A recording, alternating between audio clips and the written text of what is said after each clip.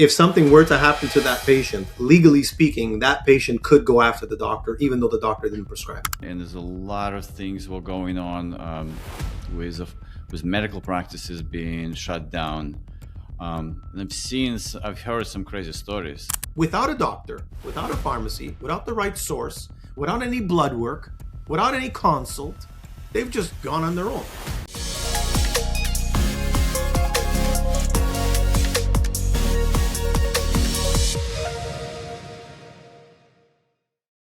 All right, welcome everybody to our podcast. Today we're interviewing David Bonfa from CRE8 Pharmacy, located in Coral Springs, Florida, and is licensed in 44 states. David also owns a Triad consulting group where he consults with clinics around the world. He has an extensive 25 years experience in this industry, specifically in compounding and functional medicine space. So I thought it would be an amazing opportunity to bring him to our podcast for him to share what's happening in compounding pharmacy with peptides, with guidance, and everything else that concerns cash pay medical wellness space. So David, thank you for joining and welcome to the podcast. Thank you, Alex, for having me. This is an incredible 25 years experience. I can imagine you went through a lot of ups and downs. You've seen how this industry shifted, changed. Tell us how you started, what led you to where you are right now. Yeah, well, my start into this industry was really selling all of the active ingredients to compounding pharmacies. The company is still open today. I worked there I started in 2000, and I had the opportunity just to call on many different states, many different compounding pharmacies, and just find out if they needed more powders and devices, small devices. I mean, it was just everything for the compounding pharmacy. But I ended up getting Florida as a state to kind of handle. And that kind of shifted a lot of my focus because back in the early 2000s, Florida was kind of a hub for, age management, preventive medicine. So I just started to, dig in a little bit on that because it interested me and ended up, dealing with many of the top clinics, top pharmacies, compounding pharmacies in the US. A lot of them kind of stemmed and started in Florida, and now we see them all over the place. But it was very, very early on. Hormone replacement and, peptides were not even that known in the early 2000s. They only kind of came to the map around 2005, 2006. But I was there just kind of speaking with them, and we were able to import with the company I worked with all of these different active ingredients. And that's kind of how I, started in the industry, just really promoting active ingredients and devices and equipment to compounding pharmacies. In 2006, I'm going to say, end of 2005, 2006, the first peptide kind of came in front of me, which is a very popular peptide that a lot of people know today. It's called sermorelin acetate. Now, a lot of people don't know this, but this was a commercially available product made by Serrano, who decided to just let it go. They did not want to continue to provide it to the US market, and they just stopped it. There was no side effects, there was no contraindications, there was no deaths, there was no big issue that made them kind of turn off that machine. And if you go today, you'll just see they discontinued the fabrication of it. And so the company I was with decided, well, there might be a market for this. Let's try and import this chemical. And that's kind of how I started looking at, some of these pharmacies that were looking into the age management and functional medicine space and started to sell, sermorelin as a powder. That was the first peptide, that we started to promote. And here we are almost 20 years later, still a lot of pharmacies are compounding that particular one. A lot has happened in the 20 years since sermorelin kind of came to the mix. But just to kind of fast forward a little bit, in 2008, I got bored selling powder. And so I ended up working for a compounding pharmacy in Florida. and was traveling a lot and just kind of doing a lot of the conferences, a lot of the marketing, business development, and I did that for 8 years. And then in 2000, 8 years after that, around 2016, I just decided to get together with some friends and open up Create Pharmacy, which is what I'm a co-founder, and proud of it. And that business is just going well, and I'm there to kind of give my insight and my knowledge, where and when I can. So it's been as you said, a very twisty, turny road. And I've seen, the calm days, I guess we'll call them, and I've seen the erratic, crazy days. Most probably recent days have been more bumpy than the past. But it is what it is. What it is, and we understand the risks of this industry. I love this industry. I don't see myself doing anything else. It's what I've known. It's kind of a language now that I have. It's 25 years speaking a particular language. You get to learn the ups and downs with it. So yeah, it's an exciting time. Yeah, and we've been attending A4M, man, since its inception, and I've seen a lot of pharmacies come and go. Yours really caught our attention because we first saw it with a smaller booth, and then all of a sudden, you guys been coming every single event and become more prominent player in the A4M space. It was incredible to watch your company grow, which is a good testament to its success. Yeah, this December makes 25 years that I've attended the A4M. And I remember speaking with some of the people there who are kind of running the show, and I'm like, I can't believe this is my 25th year in December, right? There's been so many other conferences that we've done, but A4M specifically, it's since 2001 that I've been attending that show. With different companies, obviously with Create and my consulting company, it's kind of a mix of stuff, but yeah, it's been an amazing ride, and as you mentioned, there are a lot of pharmacies, trying to get into this space, spending big marketing dollars, getting into this big A4M event, and then you don't usually see them, the next show. So there are a few that have a little bit more stable, I would say, a little few who understand the industry and understand what buttons to push and what buttons not to push. And I sometimes, I get a rash when I walk around the aisles and I see what some of these guys are doing. And I'm like, all right, have fun, because I don't know if that's going to last long. So we've always taken the kind of the longer approach to this industry. You have one reputation, you have one life to live. So let's make it worthwhile, and let's build it on a strong foundation rather than a very quick sprint to make a couple of bucks. Yeah, and that's true. They do whatever they want. They don't follow guidelines, and then we see them disappearing. Yeah. It was also incredible to watch how hormone therapy changed. It used to be like, no, don't do, and now it is such a popular thing, very well accepted. Talk to us about guidance. Because pharmacy is, I would assume, a highly regulated industry, because you guys making actual stuff that physicians will sell. Yeah, I think this is probably the most frustrating aspect of this industry, as recent. This, I don't know how else to call it, but I would just say this attack on compounding by both big pharma. They're taking one-page ads, in the New York Times, just to discount and to discredit the compounding industry in general. And it's so frustrating to see, because if anyone visits any facility that you're using nowadays, if you're a substantial player in the industry and you have a pretty nice business or a good compounding pharmacy, I encourage your listeners to go and visit them and to walk and to see the amount of guidelines and scrutiny and restrictions and machinery and equipment. It is astronomical, the things that we are having to do in order to keep the doors open. And so when you see this other side of just really discrediting it and saying compounders are buying from unreliable sources, they're not being inspected, their chemicals are everything you're hearing nowadays is extremely frustrating to someone who's been in the industry as long as I have, and I'm sure there's other good compounding pharmacies out there that have done the same. That's probably the most frustrating thing, especially with regards to inspections. With whether it's, I mean, we're licensed in 44 states. They come in and they inspect our pharmacy at any point that they want.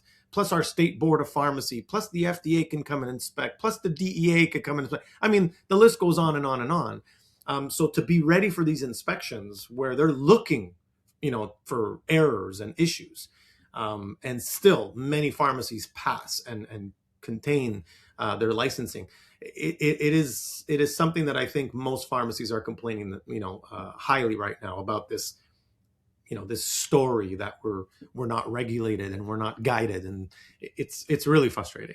But again, unless you're in the industry, you don't know what we go through, and you don't know the hoops and the hurdles that we have to jump to pass inspection, to get the right machinery, to get the right filtration, to order the right chemicals, to train the right staff. I mean, there's so much investment in that, and we continue to push forward for that. And for medical practices, I imagine it's a nightmare if they work with one pharmacy and then it disappeared or it didn't follow regulations. Then it's probably that responsibility flows on medical practices. Would it affect them? I would say not as much. I mean, I love medical practices. I speak to them all the time, but I don't think they're under the same scrutiny as a compounding pharmacy.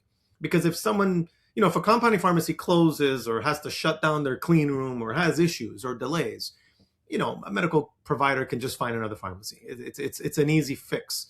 But the ripple effect that it has on the whole entire pharmaceutical industry. Yeah. And here's the thing. You said something earlier, Alex, about some bad players or some people who are just kind of cutting corners out there. There's a lot of ways to save money. There's a lot of ways to cut corners in this industry, and to each his own. If you want to take that road, go right ahead.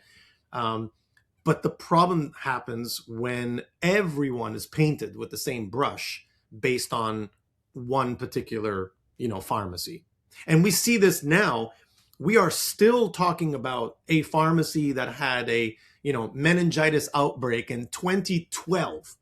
Okay. I understand they did something wrong. I understand they need to pay for their issue. And it hurt a lot of people. I'm not discounting any of that. I think it was a very serious issue. However, we are 2026, and yet we are still talking about this one issue that happened in 2012. It just keeps coming back up. So the industry is become safer. The industry has become more guided and way more restrictions and things to follow. And I think some of the leading pharmacies that are out there in the U.S. have done this. They've put their money forward. They've put their time and effort forward, and they're really being as careful as they possibly can to make sure that what leaves their pharmacy will never have an issue like that again. But every article you read about compounding, well, remember 2020, 2012, and I mean, they always go back to the big story. I mean, can you imagine if we did that with everything in life? Well, remember, I guess somebody has an agenda. That's it. This is an agenda to discredit pharmacies, take them off. Exactly. But then how we're going to get our medications? How we're going to get our anti-aging stuff that we want? Well, look, I believe wholeheartedly that there is a way to, I don't like to use the word fight, but there's a way to push back at what is happening. And with a legal team, with lobbyists, and getting together in coalitions that exist and banding together, I do believe there's a way to speak with the FDA and big pharma and say, look, this is not correct what you guys are doing. Give us more, guidelines, give us the limitations of what we're able to do, but stop painting everybody with the same brush and stop blocking every little corner you can. Because at the end of the day, the medical freedom for your practitioners and mine is being attacked, and they have no medical freedom to justifiably prescribe something that they feel medically is needed for their patient. And little by little, components are being removed. Okay. And, you can only drive a car so far if you have a flat tire But if you remove the tire, and then you remove the steering wheel, and slowly, but you start taking these pieces away, you're going to end up just on the side of the road. And this is what I don't want to see with, with compounding. I mean, this is what we're seeing now. And so we're conversing with the right groups. We're pushing back in the right way. I do see a positive light, to compounding, believe it or not. In the last 6-7 months, there's a group of about 5 pharmacies that have been really fighting in Washington and speaking up to this kind of one-sided fight, that we feel we can never win. But people are listening, and yeah, we're just going to keep pushing forward the right way. Not just, well, let me just do it and I don't care what happens. That's definitely not the right approach. And as you mentioned, some pharmacies are taking that approach. They're just saying, well, it's so confusing now and I'm just going to do it until they come in and tell me to stop. Okay. But remember, they paint everybody with that same brush. So if one guy does something bad, that means I did the same thing. So it gets tricky. Yeah. One of the items you mentioned, peptides, which I see become super popular, and there's so many of them, different peptides now. What do you see happening in the landscape of peptides? Oh boy, the P word, Alex. Yes. You know what? The popularity of peptides right now has never been this big. It is the highest trending thing in the medical, age management or preventive space. And this is my opinion. Okay. I believe that the removal, back in, September of 2023, I can't believe it's been that long. It's over 2 years ago, when the FDA made a notification on their website to classify about 18 or 17 or 18 peptides on what's called a category 2 list, which is a list compiled of insufficient data or safety risk. It's just kind of this group of ingredients that kind of just stays in this holding pattern. Okay, we have category 1, which is accepted, category 3, not accepted, and category 2 is this kind of, we're not sure, it's insufficient data, safety risks, there's all these little unknowns, but it's really like a jail. It's a holding cell for anything they feel to just stop. And it's not like they're really digging in and learning more about it. They just throw it in this group and they assume that everyone's going to stop compounding whatever's in that group. So we've seen ingredients and active pharmaceutical ingredients, APIs, we'll call them. We've seen a few pop in there every now and then, but never like this. This was like an overnight thing. We all woke up and 18 peptides were put into this category 2. And this shook up the whole peptide world. Now, what was funny about this, Alex, is that if you eliminate the pharmacy from getting their product because they can no longer compound it, then you also eliminate the doctor from prescribing it, and then you also eliminate the patient from getting it. But here's the problem that I don't think the FDA really knew what happened. It was a massive explosion, which I don't think they were prepared for what we've seen in the last 2 years, where the patient at the end of the road is now saying, you can't stop me from taking that. I have a license on the wall, Alex. The doctor has a license on the wall. We have certain rules we need to follow, so we will listen. But a patient doesn't have a license on the wall. So what do? They go to any other places. It creates a void in the market. And not only that, then you've got this influencer, culture that, it's always been there. Influencers have been there forever. But now, how many have come to the table as a health, functional medical, they're using these terms with no degree, no license, and they're becoming influencers on what? Peptides, because they know that their audience doesn't have anything to lose. Their audience doesn't have a license to lose. They're speaking to a patient who can go on Google and Dr. ChatGPT and say, these are my symptoms. What do you suggest? And then find a research and development website, which God only knows, where these are coming from. Okay. And now here's the problem. They've had 2.5 years to use this stuff without a doctor, without a pharmacy, without the right source, without any blood work, without any consult. They've just gone on their own. And so this ballooned this peptide industry to a point that you cannot shut this valve off. And our argument is very simple.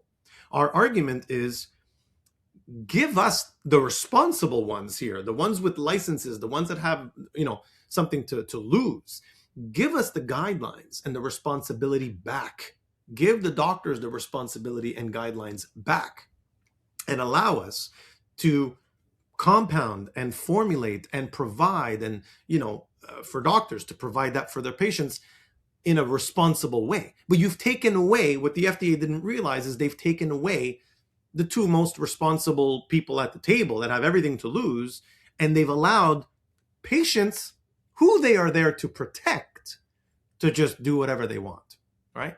And so now, even if you tell somebody, this is illegal, they're going to find it. They've been on these peptides for years, and they're going to find some website. You could shut a website down today and you're going to find another one tomorrow. They're going to be around.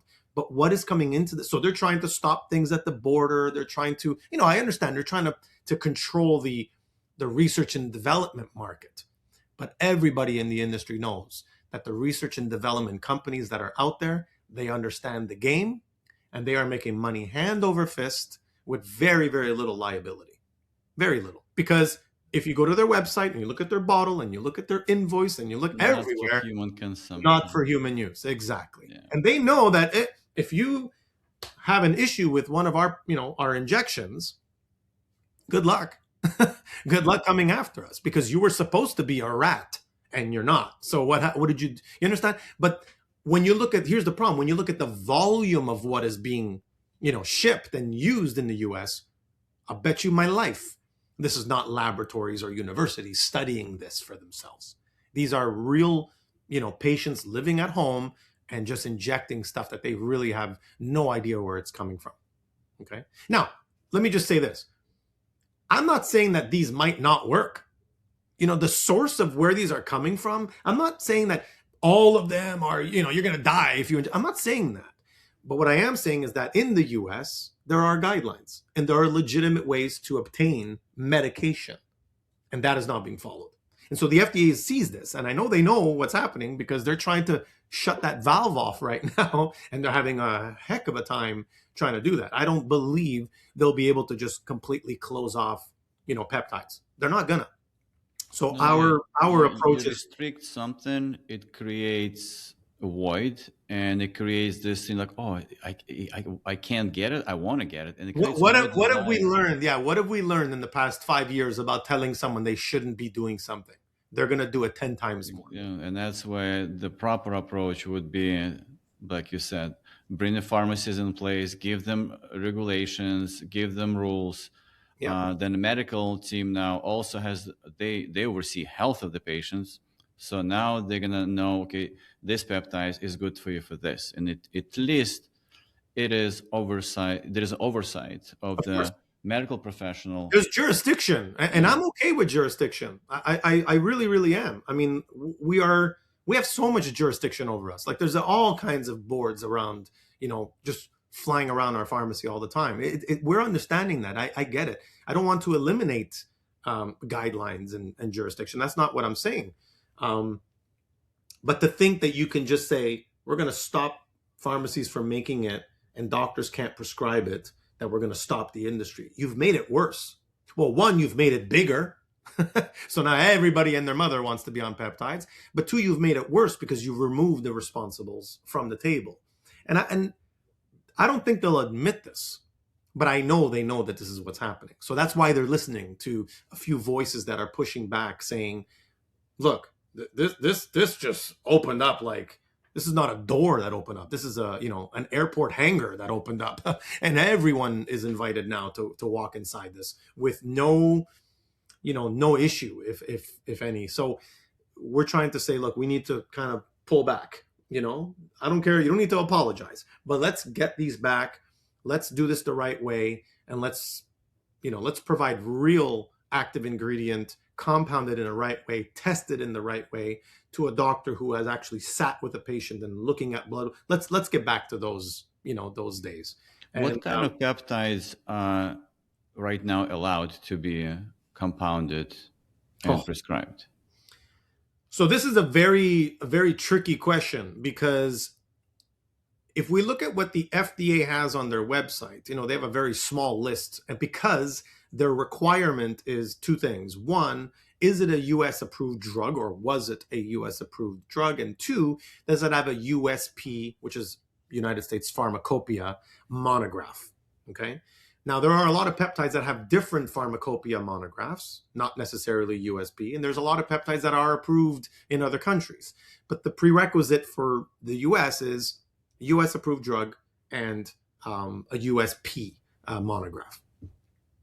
Now, here's the tricky thing. Even if the FDA says this is what it is, every state board has their own interpretation. They could either follow it by the law, or they can come in and they can say, we're going to be a bit more lenient, knowing our doctors, knowing our crowd, knowing our population, knowing our state, that they will allow, certain peptides more than other states. And then there's some other, states who are like, no, that's what the FDA says. We're going to take copy paste, word for word. And then this is another thing that you throw in the mix, which was the most confusing, and you'll see why there's so much questions, regarding peptides. Back in September 2024, so a year after the FDA put a bunch of peptides on this category 2 list, they reopened the list for a discussion regarding 6 peptides. So they technically released out of that list 6 peptides to discuss at the end of 2024. And the main reason for this was there was a group that was kind of pushing the FDA, saying, well, we just want to see what made you come to that decision back in September of 2023, when we all woke up and you put 18 peptides on a list, right? They just wanted to see what happened. Like, how did you come to that conclusion? And for a year, they pushed to get that. And the FDA didn't provide it, or couldn't provide it. We don't know. But the FDA said, you know what, to kind of get you off our backs, let's remove 6 very popular peptides, and let's remove them. And we're going to go and discuss these. And you could bring your team, and we'll bring our team in Washington, and we will discuss it. So they actually gave 2 dates to discuss 3 peptides on each of those dates. One was, I think, October 29. I hope I'm getting my dates correct, but these dates are sticking in my head. And the other one was December 4th or 5th, where, a group of pharmacists, doctors, and clinicians went to fight and to argue how good some of these peptides are. And then on the other side, we had the FDA saying how dangerous and how bad they are, right? That's kind of, it's a little fight between the two sides. Well, here's where everything kind of went really tricky. Those meetings were not very positive for the 6 peptides that were removed. But they were never officially put back on the list because a new administration came in January. And thankfully, this administration really likes peptides and really likes the medical freedom to doctors. So there was almost this kind of like pause, or this kind of, halt on just simply taking the 6 and putting them back on the list. They said, wait a second, what's this list? What are these categories? This is, HSS, right? And his team. And so now you have all these pharmacies saying, wait a second, there was this list, 6 of them got removed.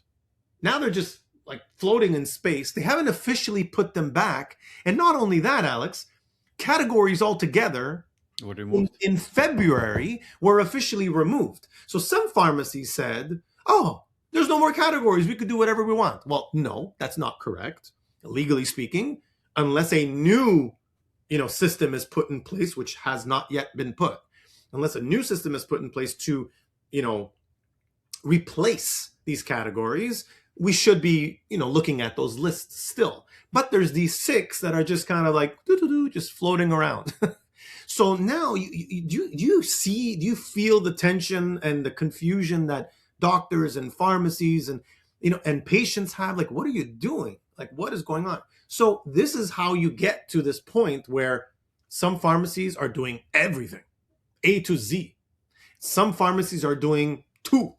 The only ones that have like a USP monograph and a US pharmacopoeia recognition. And some pharmacies are kind of sitting in the middle where they're saying, okay, these are not on any list. These ones are still floating in space. We're waiting for this new replacement of categories. So to answer the question with these are the peptides that, no, we can't, because it's all over the map. Okay. And so we've taken an approach where, obviously with legal advice as well, do we feel comfortable making certain peptides at this time? And we get inspected by a lot of state boards that'll come in, and they will see our list. They know what we're doing, or we're not, oh, hide everything. No, we don't do that. Like, they're there, they're on the shelf. We're compounding them. And unless a state specifically says, do not make this, do not ship this into my state, we will follow that rule. But if a state says, it's fine, I know what you're doing, and it's okay, then we're under that state board umbrella as a 503A pharmacy, which is what CRE8 is. So this is also another frustrating point, because when you do a conference like the A4M, I don't know if you were at the one in December, but you walk around and people are handing out flyers of like every single thing, and I'm like, and doctors like, finally I can get it, and I'm like, oh, that's kind of short-sighted. I don't know if they're gonna be able to do this, and they shouldn't be doing it. So it creates this kind of friction point with a lot of the pharmacies that are there. But again, we do what we do, other pharmacies do what they do. I hope that your listeners are asking the right questions to their pharmacies, and not just like closing their eyes and whatever I can get. That's not the right approach. I don't think you have that type of an audience. I don't have that type of a clientele. We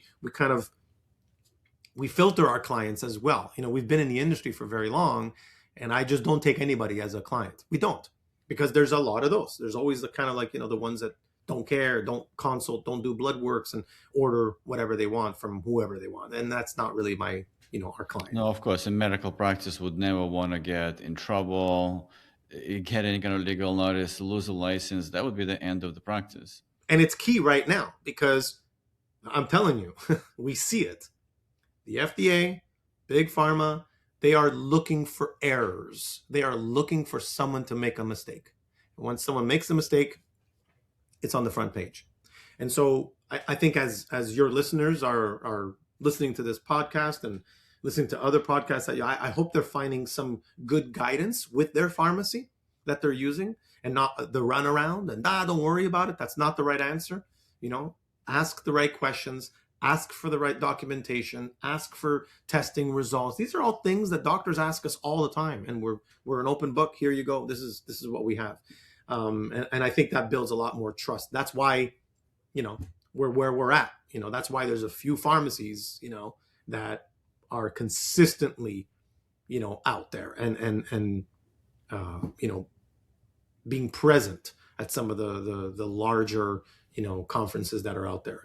That's why we do it. For a medical practice, what are the questions to ask? Because we do hear from medical practices like, hey, I'm working with this pharmacy, but I'm concerned about, let's say, prescribing GLP-1. Yeah. There's many other peptides too. What are the questions they should ask to ensure that they're not going to get in trouble? Yeah, I think, just with regards to GLP-1s, I think an important question is, is the product that they're getting, that they're using, the active ingredient from an approved source? Because the FDA does have a green list of sources around the world that can, ship into the country. So, is the pharmacy using a reputable source? That, I think, is a valid question. Number two, I would say, the copycat rule, is a compounding pharmacy making the identical product to what is commercially available? That's rule number one in compounding. You don't do that. You don't make something, you don't compound or formulate something that's commercially available, unless it's on back order, unless there's a discontinuation of the product. Yeah, there's a few reasons. But right now, officially, there is no, back order on a lot of these GLP-1s, even though there has been for years. And even though it's still very difficult for us to get it, we're still able to get it. So, the formulas that pharmacies are making should be personalized. They should be compounded for their patient based on the issues that the patient has. That could be nausea, that could be, muscle wasting, that could be energy loss. So you can make certain combinations, which, if that's what you're using, good. So I think the source, the formulation are super, super important. And I'll tell you why the source is important. This is something that I've talked about on another podcast. In the last year and a half, um, I don't go 2 weeks without getting a phone call from a brand new provider, a new broker who wants to sell me, or create pharmacy, an ingredient, a powder. And they have all the paperwork, emailing, oh, we have this, we have that. Don't worry, we're FDA approved. We're approved here, we're approved there, biggest company in the world, blah, blah, blah. But I don't know who these people are. Now, if you remember what I said in the beginning of this call, that was my industry, start, the importation of it. I understand how tough that is in the US. So everyone's trying to jump on this like a GLP wagon right now.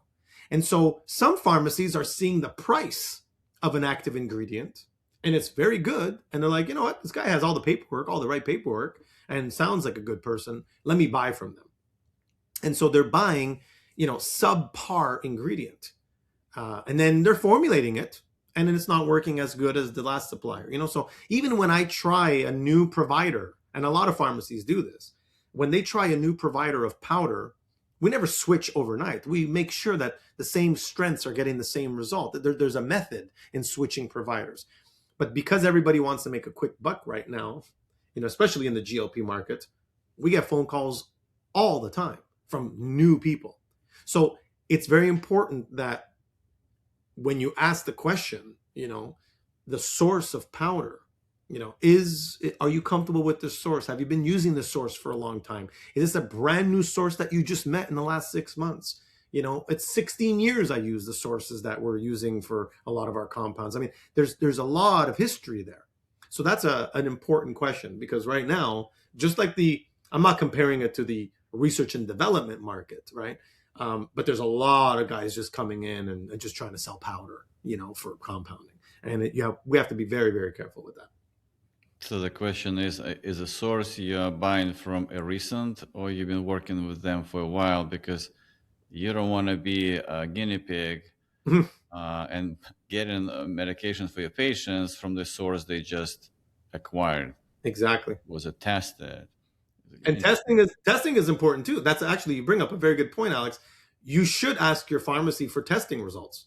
I mean, every batch they make should have, a release, a testing release before I could ship it.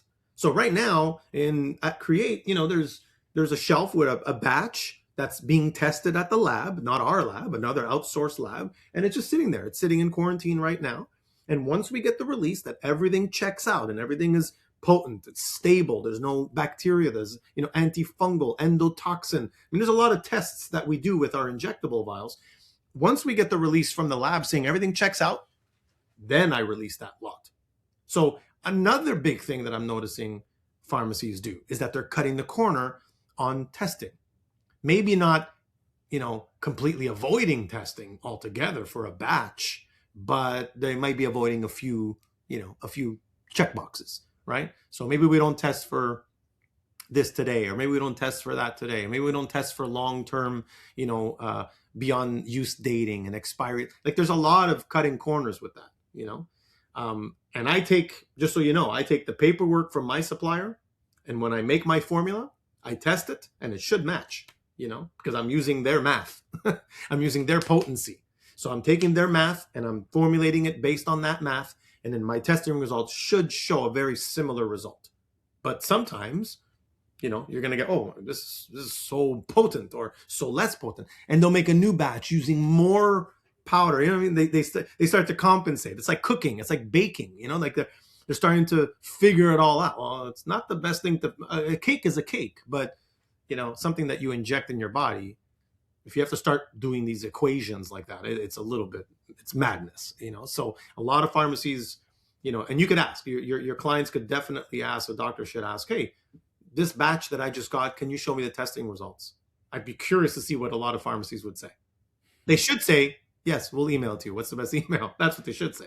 But they're going to be like, why do you need that? Like, they're going to be hesitant. If you start sensing the hesitancy in that, that's a sign that they're either not testing or they're getting subpar ingredient.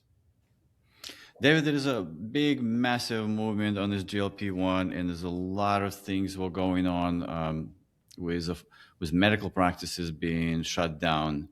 And I've heard some crazy stories. Can you? I mean, you probably heard of them too. Why would that something like that happen? What did they do wrong? Oh, good question. Look, I think we're in a period where the largest medicine, which is the GLP's world right now, a small portion of it is being compounded for different strengths, different combinations. A lot of it was also compounded when the products were on back order. So we have patients who've been using compounded product, trusted it, felt good on it, and they want that. And the big pharma movement is to protect their ingredient and to protect their product. And so they're throwing everything in the kitchen sink with the protection of that product, including what you just mentioned, which are cease and desist letters and lawsuits. And I mean, they're going after clinics now, and they're confiscating. I've heard confiscating vials that they've had on in their clinic. I mean, the stuff that we're seeing in the last year with regards to GLP-1s, both on a pharmacy side and the clinic side, are unbelievable. We've never, ever seen something like this, ever. And I've been in the industry for 25 years. So yeah, I think at the end of the day, it's the biggest companies in the world with the biggest drug in the world trying to protect it at all costs. That's the nice way to say it. And But intimidating little oh, guys. and it's sad. It's really, really sad. Because look, I heard a statistic. I'm not 100% on this, but I heard in 2025, over 2,500 cease and desist letters went out to various groups, whether it's pharmacies, clinics, associations. Over 2,500 cease and desist letters came out. And did some stick? Did some scare people to stop doing something? Of course. It's a cease and desist letter from one of the biggest companies in the world. Like, obviously, you're going to listen. But we've also seen some pharmacies and some doctors get together and band together and say, this is unjust. Your claims are off. And they've won. We've seen lawsuits like dismissed, over these accusations and these, cease and desist letters and lawsuits that we've seen. So we've seen that just recently, just, a few weeks ago, we saw a very large pharmacy win. Now, does that mean they're out of they're out of the wood? No, they're not out of the woods. There's another one coming, and they're going to keep fighting. But you have an endless budget attacking you, right? Yeah. It's an endless budget. So they'll just keep fighting and fighting and fighting until you're like, I'm done, right? And this is what we're trying to push back on. It's like, this is not fair. It's an incorrect way of, kind of controlling what is happening in the industry. But I think it's been exposed, if I can say that. And I know that there are some parties who are looking at this and some groups that we're speaking to that are like, yeah, this is a little bit of an overreach. They're pushing it a bit too much. And I get it. They're pharma, they're whoever they are. They have, they can push all they want, but we need to kind of like pull the reins a little bit and kind of, protect the medical freedom that we have in this country. And so we're seeing that, we're seeing that more and more as the days go by. But yeah, it's extremely frustrating. I'm sure it's extremely frustrating for, the doctors who are listening to this. One day yes, one day no, one day maybe. This is what it's Yeah, been. demand is there. People want it. Medical provider wants to provide that, but there's constant fear, like, oh my gosh, like I'm gonna start marketing, advertising. Am I gonna get in on that list? Yeah. And you know what we mentioned before about like the research and development kind of issue and the influencer culture that we're dealing with? You have to remember something. Let's be honest. Let's say one of your friends has been using a research and development company, no doctor, no pharmacy. We could do it together. We could share our screen and I could order some right now and I'll have it tomorrow morning. That's how easy it is to get, right? But they're buying GLPs, name the one you want. They're able to get this. And they are using it on themselves at a quarter of the price, they're never going to go back if it's working. Even your best friend, Alex, if you tell him, hey, that's kind of dangerous, don't you think? This is risky. You're using this website that you found not intended for human use. If it's been working and they lost 50, 60 pounds, who are you? Who am I? Who is the doctor, right? So they're like, I don't care. And then they lose trust. And they're like, Alex, I know this is your industry. I know this is what you love to do. I know you want to try and keep me on the straight arrow. But man, I've been using this for, now remember, this is almost 2 years plus that potentially patients have been using a lot of these things. Fill in the blank. They've been using whatever drug under the sun. And let's say it's been working for 2 years. That I think is going to be, and let me speak to your audience here. That I think is going to be the most important conversation that they need to get better at, which is making the patient understand that even though they've been able to purchase this, even though they've been able to use it, and even though it's worked, there's still a heavy, heavy risk. And they need to come back to the more responsible way of doing it. Now, if I'm talking to your friend, he's going to say, I don't care what you say. Like, good luck, right? So this is the conversation you're going to have, doctors are going to have to get better at, because you can't compete with a $25 bottle of, GLP in comparison to, a brand at 300. You're not going to compete, never, So this is what we've seen now, because unfortunately it's taken 2 years plus since September of 2023. So October, November, December, January, it's 2 years and 4 months now that potentially people have just been using whatever they want to use in whatever website. The point, David, you made, that a doctor needs to learn how to have a conversation is a key here, because in the cash pay medical practice, we sell.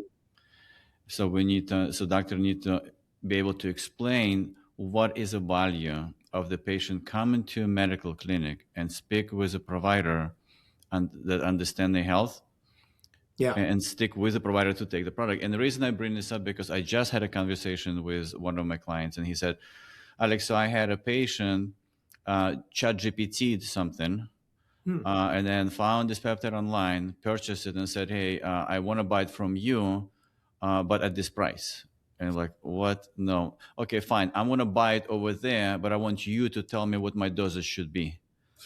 And I'm like, this makes no sense. Like, he's going to buy over there. Now you as a doctor is going to tell him what the dosage is. So now automatically you are the one who providing him recommendation, but you have no idea what's in that bottle. And I'll tell you something. If something were to happen to that patient, legally speaking, that patient could go after the doctor, even though the doctor didn't prescribe it. Yeah. So true. The medical practice need to become aware of that. Oh yeah. You need to know how to respond to that, stand their ground. Unfortunately, it is what it is. Yeah, and you know what? I'll give you one more quick story about this. There are now stories, maybe about 5 that I've heard so far in the last couple of months, where clinics have been raided because they're selling research and development peptides with their name on it directly to their patient. So you're now talking about a doctor who is saying, you know what? I can't get this. It's such a headache. This pharmacy has it. This pharmacy doesn't have it. Then the one that I used to get it from doesn't do it anymore. But it's such a mess. I'm done. I'm just going to get it myself. You know what? I found a company that could even put my name on it. White label it. Yeah. White label it. Gets a box of 1,000 vials of whatever chemical, his beautiful little name or her beautiful little name on it. That's a problem. This is what's happening right now. I'm not making this up. Go Google it and you'll see there are doctors who have been, their license have been revoked for distributing research and development quality drug to their patient directly.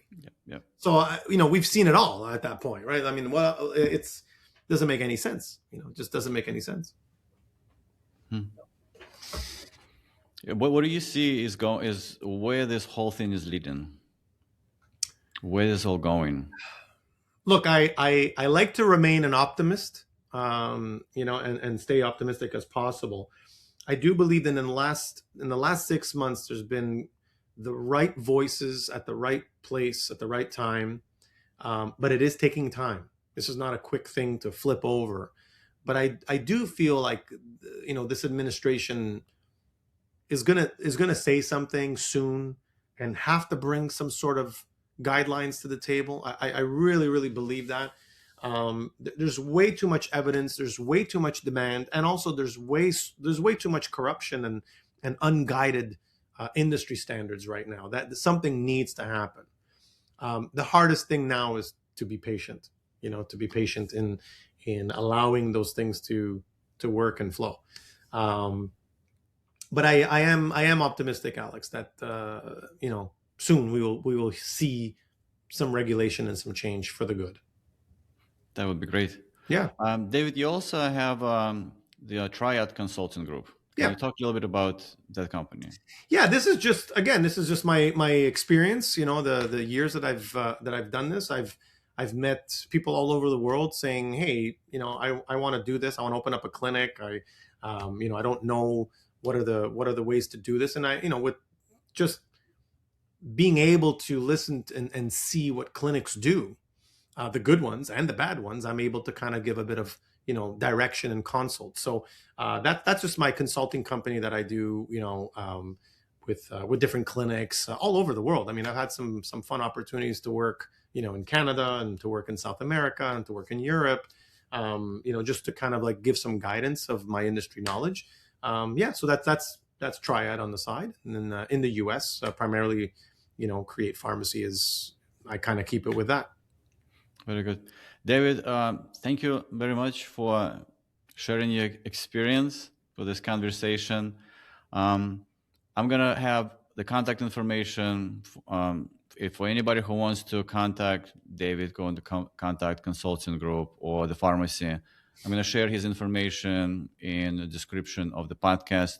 So if any of you need help or guidance, I think David is an amazing contact for that.